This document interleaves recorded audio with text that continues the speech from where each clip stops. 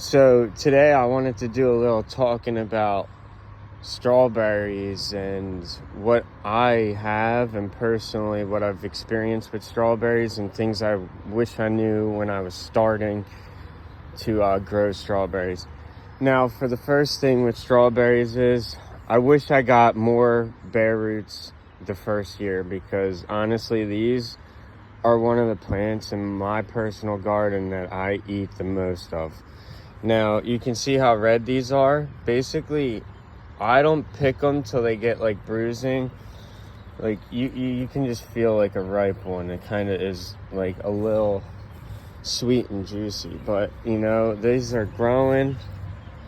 And these are Albions and Seascapes. Honestly, as of right now, there's like a lot of reasons why you want to do your research when you first get your strawberries, because you don't want to have a thing of strawberries and it not be the right cultivar that you wanted to add to your garden, which that happened to me personally. And basically, now I have like 4 cultivars or 5 cultivars. I even have pine berries that didn't really do well in the winter, but they did come back on one of mine. But basically, I have Seascape, I have Albion, I have one that's called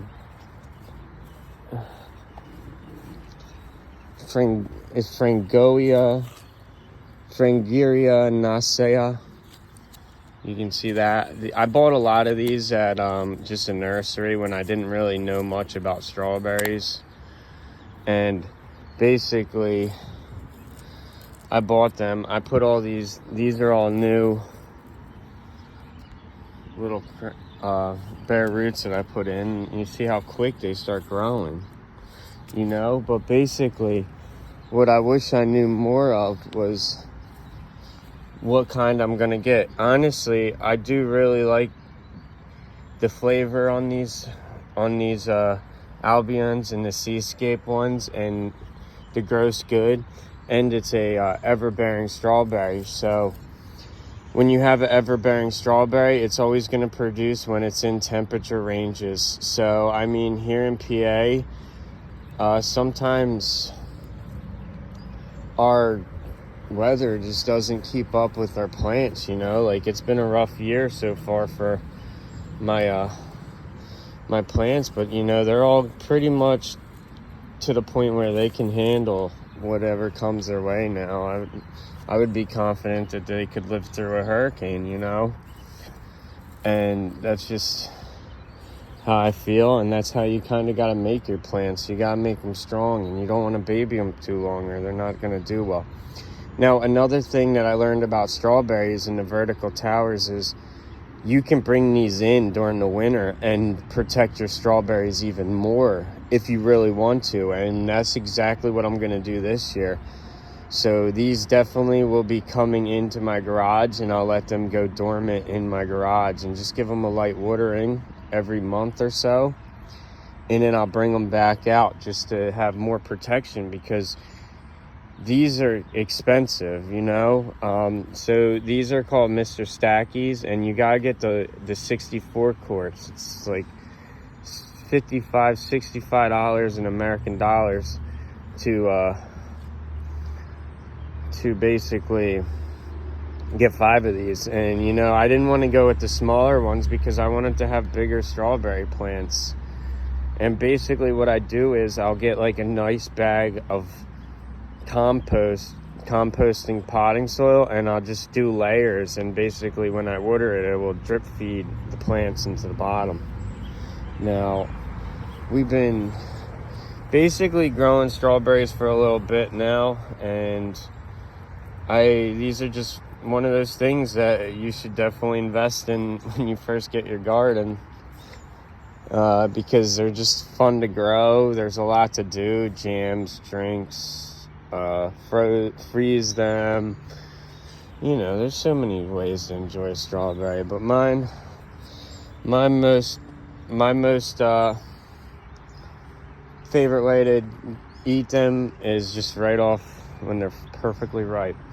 Now, some of the cultivars of strawberries actually taste pretty decent when they're white, because depending on how bad the animals are in your area, you might have to eat white strawberries or you'll never get a harvest, or you gotta cover them.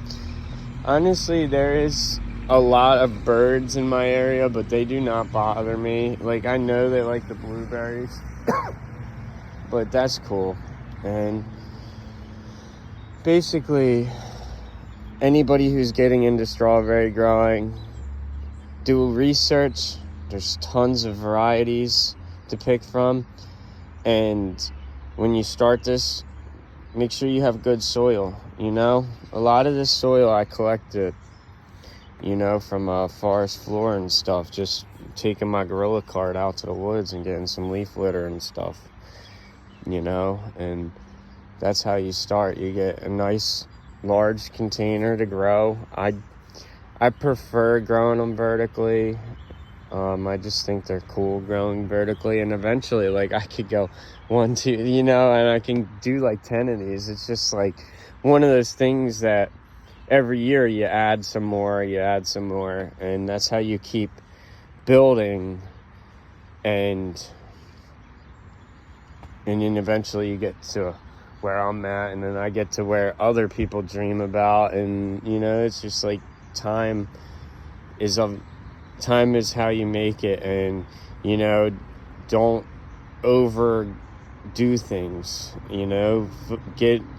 Work on a little bit of everything in the garden, because you don't want to just have strawberries, you know. You want to have healthy tomato plants, all types of stuff, you know, depending on where you're growing. And basically that's it for the strawberry talk. But I hope you guys enjoyed, and I hope you enjoy seeing some fresh strawberries, you know, grown vertically with some like soil that I collected, and basically nice quality bare roots. And that's pretty much how it goes. And I'll be eating strawberries all year.